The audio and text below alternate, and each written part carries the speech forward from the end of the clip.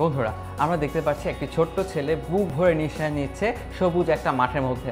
অদ্ভুত সুন্দর একটি দৃশ্য। কিন্তু বন্ধুরা, তোমাদের কাছে হয়তো প্রশ্ন আসতেই পারে যে এই গ্যাসের প্লে লিস্টে কীভাবে এই দৃশ্যটি আসে। এখানেও কিন্তু গ্যাসের সূত্র কাজ করছে। কিভাবে সেটা একটু চলো দেখে নিই।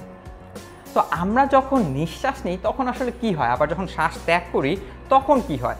দুটি ক্ষেত্রে দেখো, এই যে ইনহেলেশন, যখন শ্বাস নিচ্ছি তখন এই যে আমাদের জায়গাটা দেখছে, এই ফুসফুসের জায়গাটুকু অর্থাৎ বক্ষপিণ্ডি যেটা বলা হয়, যখন শ্বাস নেই তখন সেটা বড় হয়ে যায়। আবার যখন আমরা শ্বাস ত্যাগ করি তখন সেটা ছোট হয়ে যায়। তো যখন শ্বাস নেই তখন কি হয়? বাইরের বাতাস আমাদের ভেতরে ঢোকে। এখন বাতাসে কি রয়েছে? গ্যাসের অণু।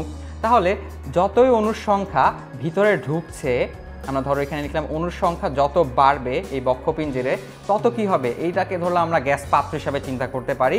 তো গ্যাস পাত্রের আয়তন যদি ভি হয়, আমরা বলতে পারি যদি অণুর সংখ্যা বেড়ে যায় গ্যাসের আয়তনও বাড়বে, অর্থাৎ গ্যাস পাত্রের আয়তনটা বেড়ে যাচ্ছে। আবার ঠিক এই জিনিসটা যদি কমে যায়, যখন অর্থাৎ শ্বাস ত্যাগ করি, তখন কি হয়?